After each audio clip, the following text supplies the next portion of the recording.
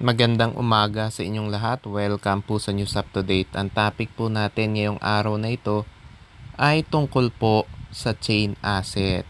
Dahil ang chain asset po ay isa pong investment scam at ngayon daw po ay tumakbo na daw po ang chain asset. Alam naman natin ng mga scams ay siguradong tatakbo. Ang hindi lang natin alam ay kung kailan ba sila tatakbo. Pero mukhang tumakbo agad ang chain asset. Dahil ang chain asset daw ay inilaunch noong October 1. Pero October 12 pa lang ngayon pero wala na daw ang chain asset. Alam naman natin yung mga companies, mabilis po yang tumakbo lalo na po kapag konti lang po ang sumasali sa company nila. At mukhang itong chain asset ay konti lang siguro ang sumasali kaya tumakbo agad. Yung Facebook group ng Chain Asset Official ay meron lang mga 403 members. So, konti lang. At syempre, baka yung iba pa dyan ay hindi naman talaga sumali. At yung group nga daw ay temporarily post for 38 hours. Starting daw noong October 10. So, dyan pa lang po mga kababayan. But pinost na agad yung activity. Ibig sabihin, konti lang yung sumasali. At ayan na, tumakbo na. At may mga problema na sa payout at yung group nga ay pinost na. Matagal na nga naming sinasabi na hindi po ibig sabihin na bago lang po ang isang company ay kikita po kayo dahil meron pong mga companies na sa umpisa pa lang ay tumatakbo na. At ang chain asset po ay isa po sa mga ganong company. Kaya mga kababayan, dapat po umiwas na po kayo sa mga companies. Kapag too good to be true po ang pangakong kitaan, tapos wala pong nagpapakilalang CEO at kulang sa mga legalities, mga kababayan, ibig sabihin po niyan is company po ang nasalihan nyo. Dahil dapat po, bago po manghingi ng investment sa publiko ang isang kumpanya, dapat po meron po muna silang secondary license. At syempre, bago po magkaroon ng secondary license, dapat po meron din po yung primary registration sa SEC. At kapag ang tanging pinapakita sa inyo ng kumpanya ay DTI registration, ay hindi po legit yung kumpanya na yan. Dahil dapat kasi hindi lang DTI registration ang hawak nila kung manghihingi o mag-o-offer sila ng investment sa publiko. Tandaan po ninyo mga kababayan na ang mga companies ay mahilig po magsinungaling. Sasabihin nila na hindi po sila required na magkaroon ng secondary license pero hindi po yun totoo. Kahit na po crypto yan o kahit na sabihin pa nilang international companies sila, basta po nanghingi o nagsolicit sila ng investment sa publiko dito po sa Pilipinas, dapat po sumunod sila sa mga batas po sa Pilipinas. At isa nga sa batas sa Pilipinas ay yung SRC o yung Securities Regulation Code. At ang nakalagay nga doon na dapat kumuha muna sila ng secondary license bago mag-offer o mag-solicit ng investment sa publiko. Alam naman natin na too good to be true ang pangakong kitaan sa chain asset dahil meron silang double your money sa loob lang ng 15 days. Doon pa lang po mga kababayan, double your money sa loob lang ng 15 days ay napaka-imposible po. At puro pambobola lang. Kaya mga kababayan, kapag nakarinig na po kayo mga double your money sa loob lang ng 15 days, 30 days ay scam po yan. Katulad po ng chain asset, double your money daw sa loob lang ng 15 days at meron pang reroll bonus na 5%. Diyan pa lang, makikita nyo na talagang sila ay nangha-hype na at talagang gusto nila na ang mga members nila ay magre-roll dahil meron pang bonus kapag nagre-roll ka.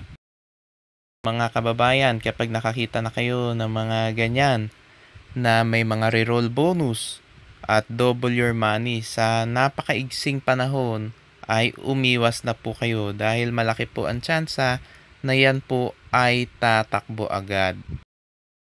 Meron pa silang ibang mga plans. Ang isa nga ay yung 40% reward daw at 8 days lock-in. Ang reroll bonus naman daw ay 2%. At yung isa ay 60% reward at 20 days naman. Pero 8% daily naman ang kitaan. At ang reroll bonus daw ay 1%.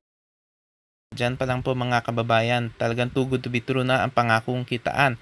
Dahil napakalaki na mga pinapangako nila, meron pa mga 8% daily o mga 40% reward sa loob lang na 8 days at double your money sa loob lang ng 15 days. Pero wala naman silang maipakita ang proof kung paano sila kumikita ng ganyan kalaki. Mga kababayan, alam naman natin na napakahirap pong kumita ng ganyang kalaki. Kahit na po sabihin nyo na ang source of income nila ay crypto. Dahil sa crypto po ay hindi po laging panalo. Meron din pong talo at napaka-imposible po na lagi po kayong kumita ng doble sa loob lang ng 15 days o sa loob lang ng 30 days o 1 month. Lagi pong may risk ang pagtitrade po sa cryptocurrency, kaya hindi po sigurado yung mga ganyang kalalaking kitaan. Dahil mari, kumita ka na malaki ngayon, pero maring malaki din ang mawala sa iyo. Kaya mga kababayan, wala pong guaranteed sa cryptocurrency. Kaya yung mga nag-o-offer sa inyo ng guaranteed income, lalo na yung mga guaranteed double your money sa napakaigsing panahon, ay yan po ay mga scam companies. At hina-hype lang kayo para sumali at syempre kapag nakuha na nga nila yung pinaghirapan yung pera at naabot na nila yung quota nila o kapag konti lang po yung sumasali sa scam companies nila, sigurado pong tatakbuhan po kayo niyan. Ang minimum investment daw sa chain asset ay 500 pesos at may sinisingil din silang tax daw na 5% kada payout. Pero alam naman natin mga kababayan na yan po ay isang kasinungalingan lang ng chain asset dahil di naman sila registered. At ang encashment daw ay from Tuesday to Friday, pero tumakbo na agad ang chain asset. At syempre, meron din silang DRB o direct referral bonus na 10%. At meron din silang mga indirect referral bonus. Yan po ay para ma-hype yung mga members na mag-recruit. Pero, ang bilis tumakbo agad ng chain asset.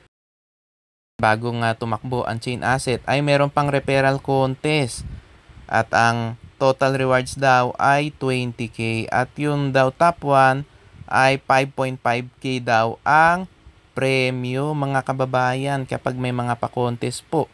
Lalo na po yung mga referral contest, ibig sabihin po todo-todo na sa pangha-hype ang isang company at maaaring naghahanda ng tumakbo o konti lang ang sumasali kaya nagpapa-contest na sila.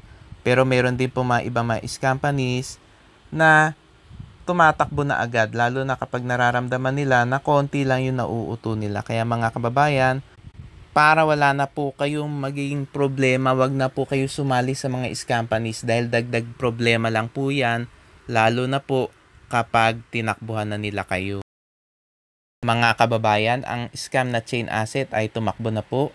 Kaya mga kababayan, umiwas na po kayo sa mga companies. Huwag po kayo magpapaniwala sa kanilang mga too good to be true na mga investment schemes at sa mga pangha-hype nila dahil binubudo lang kayo ng mga companies. At dapat po, bago po kayo sumali sa kahit na anong investment, dapat po i-check nyo po lahat ng legalities nila. Dapat kompleto po sila sa legalities. At i-check nyo din po kung sino ang CEO nila dahil marami po sa mga companies ay mga dummy CEO. At meron din po na gumagamit na ng AI para daw may ipakilala CEO. Pero pag chinek nyo ay hindi naman pala totoong tao at AI generated lang yung pinapakita nilang CEO. Para po makaiwas kayo sa mga scams, lagi nyo pong i-check yung mga reviews po natin dito po sa News Up to Date YouTube channel, pati na rin po doon po sa YouTube channel ni Shemny Anyol, yung Scam Alert Philippines, pati na rin yung kanyang Facebook page. At pwede nyo rin pong i-check ang website ng SEC dahil naglalabas po sila ng mga advisories. At kung meron pong mga nag-aalok sa inyo na investments, dapat po i-verify po ninyo muna sa SEC kung yung kumpanya ba na nag-aalok sa inyo na investment ay may secondary license. Mga kababayan, maraming salamat po sa inyong patuloy na pagsuporta sa aking channel. God bless po.